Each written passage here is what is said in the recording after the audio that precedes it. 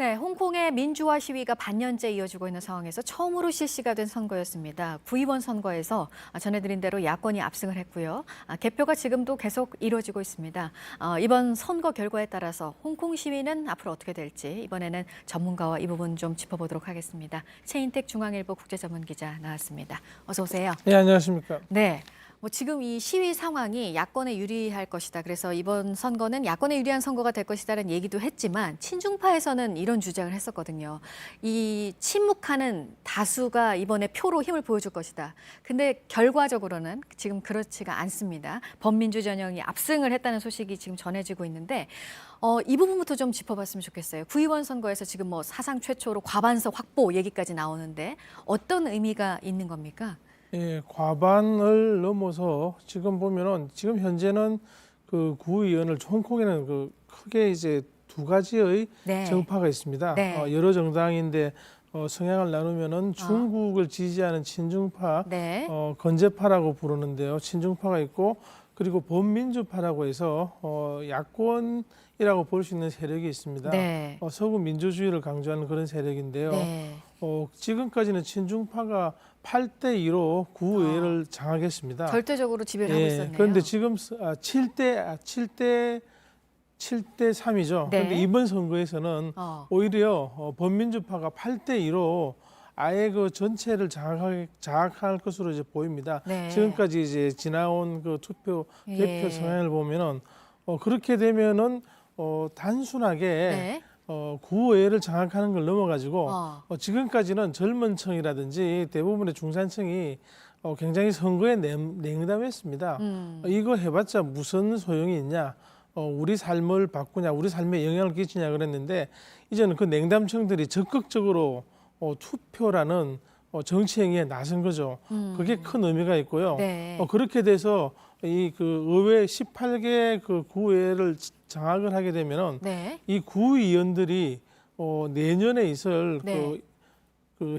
입법회라고 해서 입법 기관이 있는데 거기 선거에 또 관여를 하게 됩니다. 이 홍콩은 굉장히 선거가 복잡해가지고요. 네. 구의원만 유일하게 직접 선거고 어허. 나머지는 전부 간선입니다. 네. 입법회만 해도 70명을 뽑는데 35명은 사실상 그 직능 대표라고 그래서 뭐 기업 단체, 노조 이런 데서 이제 30명을 뽑고 그 중에 5명을 구의회가 뽑습니다. 그리고 직선은 이제 나머지 35명인데요. 이런 식으로 가면은 입법회에서 지역구를 장악하는 건 물론이고 네.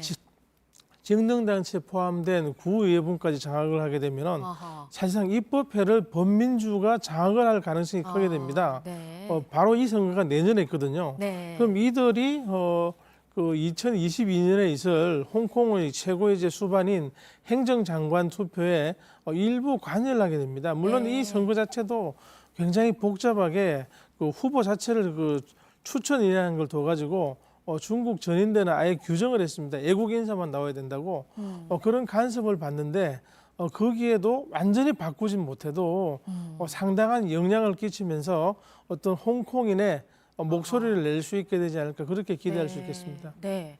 그러니까 직접 선거인 이 구의원 선거 결과로 입법회 의원 선거도 그 선거인단에 영향을 주는 거고 그리고 차기 그 홍콩 행정장관 선거에도 또 선거인단이 또 구성이 돼서 영향을 준다고 지금 얘기를 하셨는데 사실 이 결과가 예상이 되는 부분이기도 했어요. 왜냐하면 투표율이 71% 역대 최고가 나왔으니까요.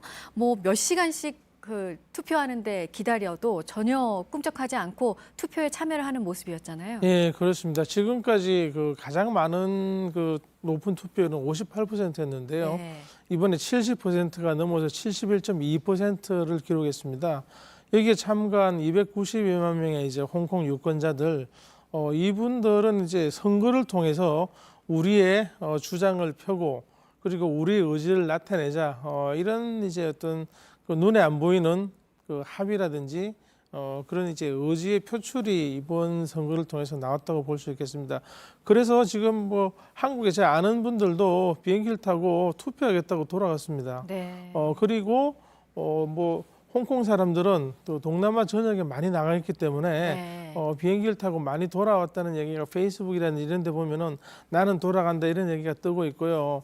여기에 또 맞서 가지고 네. 중국에서는 홍콩 영주권을 가지고 중국 본토에 있는 사람들을 또 이제 뭐 친중파가 되겠죠. 이런 사람들을 전세 버스에 실어서 데려가고 있다는 이런 소문도 났는데 네. 결국 뚜껑을 지금 열고 보니까 네, 네. 저 1km 이상 늘어선 사람들이 네. 민의를 드러냈다고 볼 수 있겠죠. 또 하나 관심은 이제 그러면 지금 홍콩 시위가 6월 초부터니까 지금 반년째 계속되고 있잖아요. 그러면 이게 이번 선거에 따라서 어떻게 될 것인가?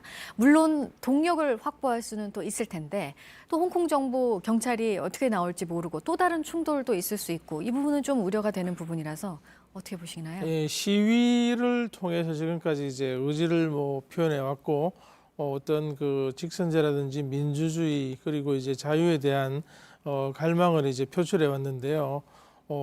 지금 그 경찰과의 물리적인 힘에서 굉장히 시위 세력이 밀리고 있었는데 이번 선거를 계기로 다시 시위를 할 수도 있겠지만 어떤 합법적인 그리고 이제 이런 제도의 테두리 내에서 목소리를 높이는 그런 이제 제도 안에서의 어떤 혁명 이런 걸 그 주장하는 세력이 나올 가능성도 커 보이거든요. 홍콩의 미래는 지금까지 이런 홍콩이 가지고 있는 자유 네. 그리고 이제 법치 이런 것 때문에 지금까지 홍콩의 번영이 이루어졌는데 이런 걸 읽고도 우리가 미래를 생각할 수 있느냐 말할 수 있느냐 네. 이런 주장이었는데요. 이번 그 투표를 계기로 네. 과연 이제 어떤 방향으로 갈지 좀 주목할 그런 상황입니다. 네, 알겠습니다. 여기까지 듣도록 하겠습니다. 최인택 중앙일보 국제전문기자였습니다. 잘 들었습니다.